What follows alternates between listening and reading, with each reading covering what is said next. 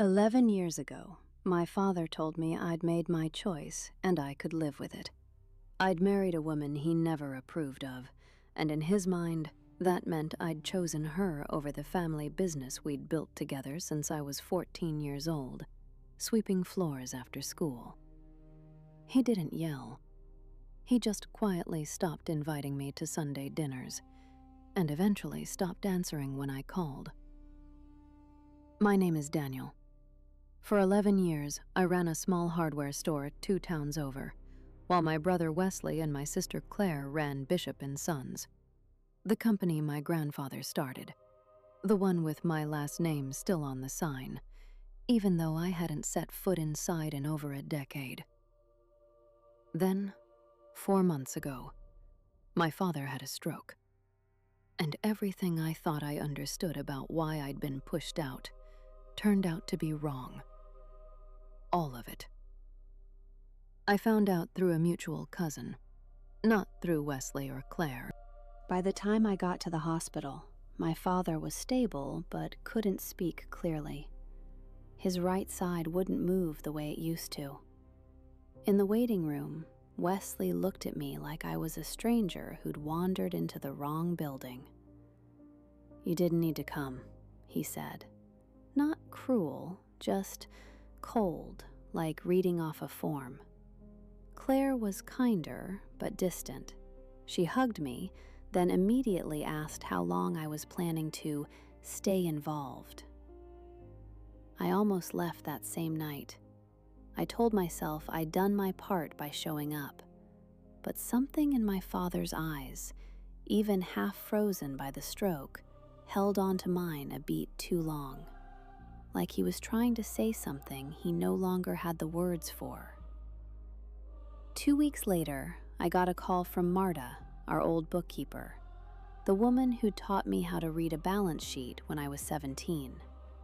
She'd been quietly let go 8 months earlier, replaced by an accountant Wesley brought in personally. "Daniel," she said, her voice careful, like she was choosing every word twice before saying it. "I probably shouldn't call you, but I don't have anyone else to call." She told me that in the 6 months before my father's stroke, nearly $200,000 had moved out of the company through vendor payments to a supplier that, as far as she could tell, didn't actually exist. She'd raised it with Wesley once. He'd told her it was restructuring and that she didn't need to worry about it. 3 weeks later, she was gone. I didn't accuse anyone. I didn't call Wesley. I just asked Marta one question. "Did you keep copies of anything?" She had. Years of caution apparently dies hard. Here's what I didn't expect. While I was quietly gathering pieces with Marta, Wesley and Claire were already moving.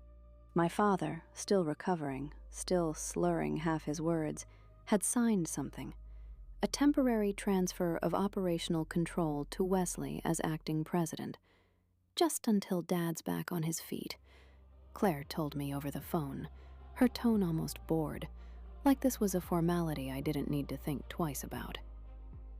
I drove to the hospital that same afternoon. My father was sitting up, more alert than I'd seen him in weeks. And when I asked him directly, "Did you understand what you signed?" he looked at me for a long moment and said, slowly, carefully, "I signed what they told me was necessary." That was it. Not "I chose Wesley." Not "I trust him." Just confusion, dressed up as consent. And for a while, for almost 6 weeks, it worked exactly the way Wesley wanted. He had control. He had the lawyers. He had the board's trust, because the board was 3 men who'd known him his whole life and had never once met me as an adult. I was the son who'd left. He was the son who'd stayed. I want to be honest about this part, because it's the part I'm least proud of. For those 6 weeks, I almost walked away again. I told my wife Alicia that maybe this was exactly what my father wanted all along. Wesley in charge, me on the outside. The story finally resolved the way everyone expected it to be. She didn't argue with me. She just asked one question. Do you think your father would want you to walk away because it's easier or because it's right? I didn't answer her that night, but I didn't stop calling Marta either. What we found over the following month wasn't complicated once you knew where to look. The non-existent vendor, a company called Halworth Supply, had a business address that turned out to be a residential apartment 40 minutes from the warehouse. The apartment was leased under a name I didn't recognize at first, until Marta pulled up an old employee file. It belonged to Wesley's brother-in-law, Claire's husband, Gregory. $200,000 funneled out through fake invoices into an account controlled by family, while my father lay in a hospital bed being told it was restructuring. I didn't go to Wesley first. I went to my father. I brought the documents to his room myself. Bank statements, the lease, Marta's notes from the meeting where she'd first raised concerns. I laid them on his hospital tray table and said nothing at first. I just let him look. It took him almost 10 minutes to read through everything, his good hand tracing each line slowly. When he finally looked up, his eyes were wet, and he didn't say anything about Wesley at all. Sit down, Daniel, he said. There's something I should have told you 11 years ago. What he told me next undid every story I'd been carrying about my own exile. I didn't push you out because of Alicia, he said, his words slow, deliberate, fighting past the stroke to get out whole. I let you think that. It was easier than the truth. 12 years ago, a full year before I married Alicia, my father had already started noticing small things. Numbers that didn't add up in Wesley's reports.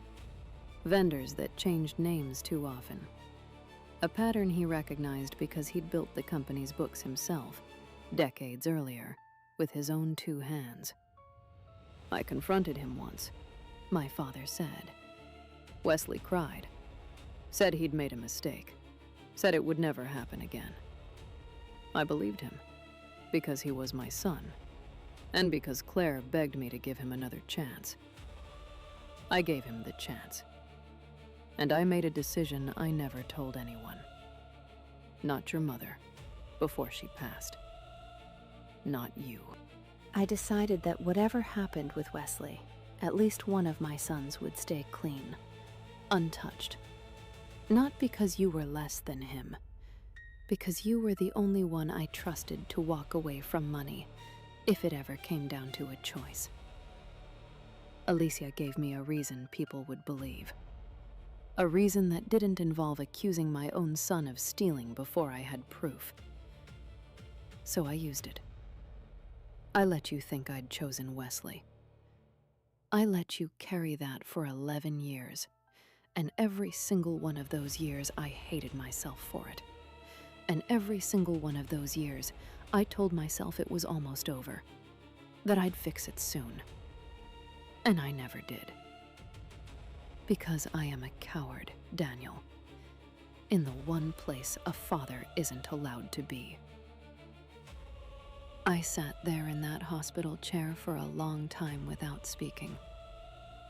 11 years of quiet dinners I hadn't been invited to. 11 years of a silence I'd built an entire identity around. The son who left. The son who wasn't wanted. And none of it had ever been about me at all.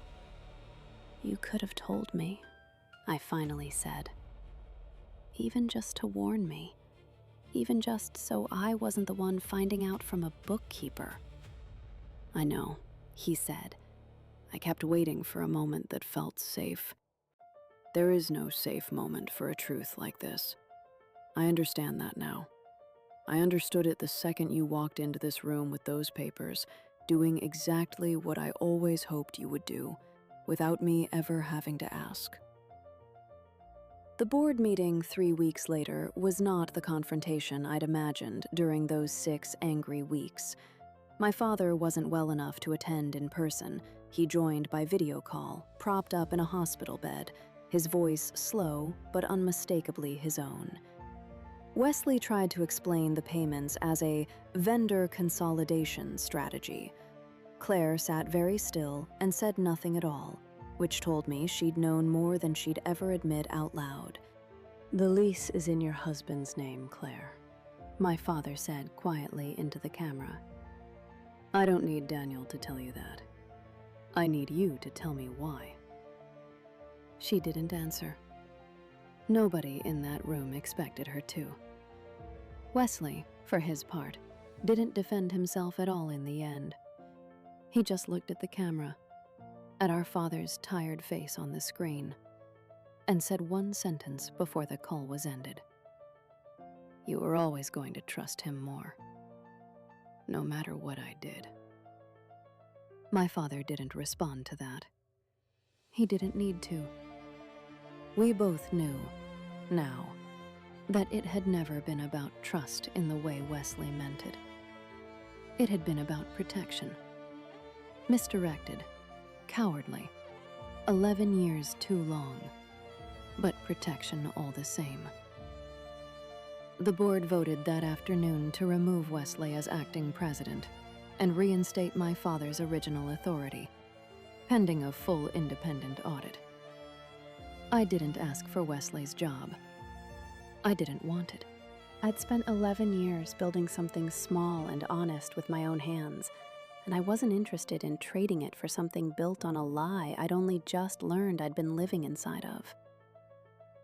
A week later, my father asked me, sitting up in a wheelchair by the window of his rehab facility, if I'd come back to the company.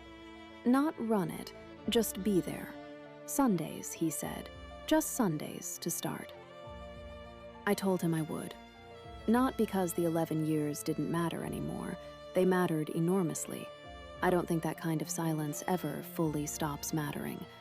But because I finally understood what it had actually been protecting, and because he'd finally found, however late, the safe moment he'd been waiting for. So tell me, if you learned the person who pushed you away spent 11 years doing it to protect you from a truth they weren't ready to say out loud, would you forgive the years or only the reason behind them?